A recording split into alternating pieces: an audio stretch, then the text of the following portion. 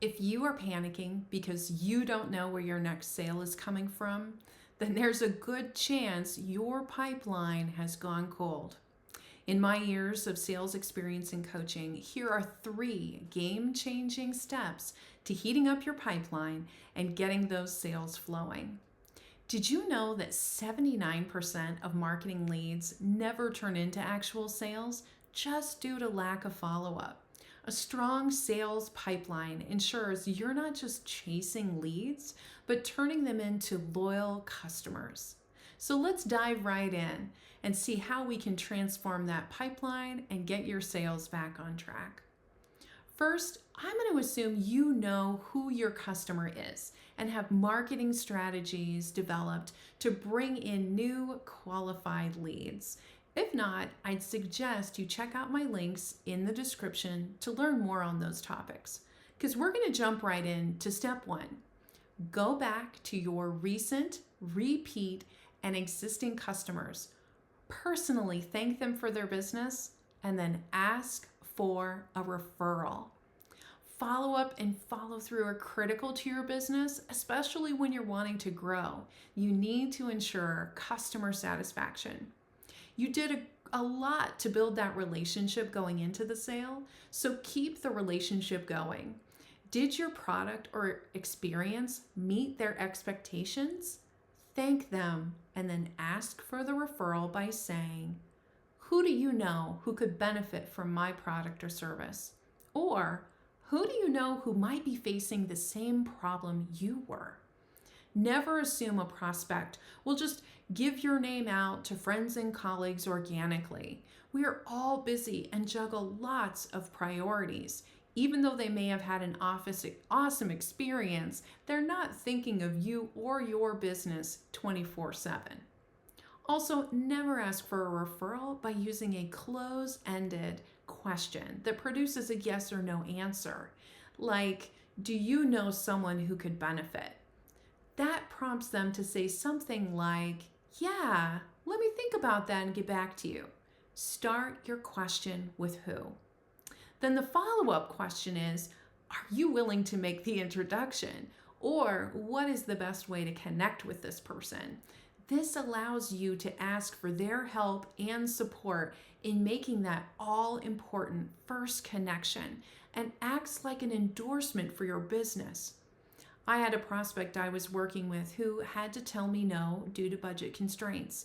We had built trust and a great relationship, and they hated telling me no. I immediately asked them for referrals and gained 3 new prospects that day, all with a personal introduction. If you initially get a no, follow-up request is twice as likely to get a yes, so make the ask. Referrals can generate new leads, but building a pipeline isn't just about new leads, it's about working your existing base effectively. Step 2, go prospecting in your own CRM. All industries are different, but I'm guessing there are some dark corners of your CRM where you could go looking for gold. For instance, has every prospect had recent contact on their preferred communication channel? Don't forget, your reason for reaching out isn't to sell something, it's to add value, build your relationship, or solve their problem. You may need to be creative, and creative follow-up is something I'm passionate about.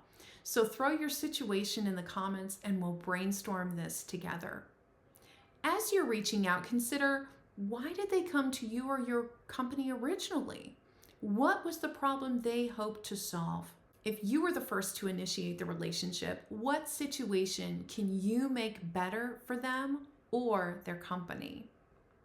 Now, as we make a follow-up connection, we want to discover, did their problem go away or did someone else solve it? Did their situation improve? We all know that discovery and relationship building are the building blocks to great sales, and it doesn't end after the initial discovery meeting.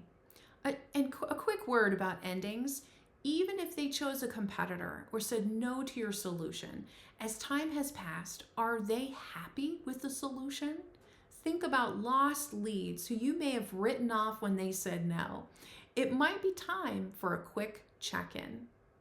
I try to do everything in my power never to close a lead because you never know what might change. Last year, I sent an automated happy birthday email to a prospect I had not spoken to in over a year, and they replied.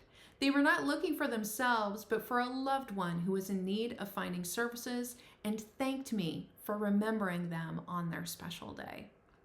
The key to step 2 in prospecting in your CRM are measurable targets, so you don't lose steam and get frustrated.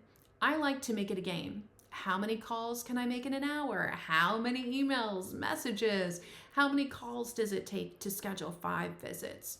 Then try to beat your stats on consecutive days. To truly build your pipeline, it will take consistent activity to reconnect with and warm up your leads. Better have a good time and make it a game. That brings me to step 3. Understand why your pipeline went cold in the first place. Is it a new lead problem? Is it a follow-up problem? If you are just starting in a sales role, congratulations. You have an excuse for having a cold pipeline. Just had a baby or lengthy PTO, again, congrats. But if you have been sitting in the seat each day and your pipeline has gone cold, you may need to look at your calendar and see how you are using your most valuable resource, time. I once had a consultant working with me, and I laugh now as I think about his frustration with me and my non-revenue generating activities. I'm a friendly, helpful person and found myself at the center of every urgent customer service recovery situation, as well as social butterfly and team cheerleader. He eventually made his point, as I was able to see a measurable difference in my sales and earnings when I disciplined myself. In every industry, fires come up at any time and derail your day. To fight fires, you need to have a plan and priorities for your day. 2 tools that I use. First, every day I identify and write down the 3 most important priorities. Think of the rocks, pebbles, and sand analogy by Covey.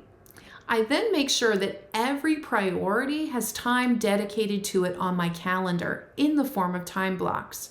I schedule blocks of time, typically 1 to 2 hours, where all I'm doing is selling. I'm not checking email. I'm not refilling my water bottle or picking up my phone to check updates. Only a true emergency can pull me away. If it's important and needs to get done, then I block my time and make a promise to myself to stick with the plan. What we do in these 30 days will determine the results we reap over the next 90 days. Ease your panic and get to work. Ask for referrals, work your CRM, and create systems to keep you consistent. Then there will be no guesswork in where your sales are coming from. Imagine never having to worry about where our next sale is coming from. It's possible if you take these 3 steps today. Subscribe and let's grow your pipeline together.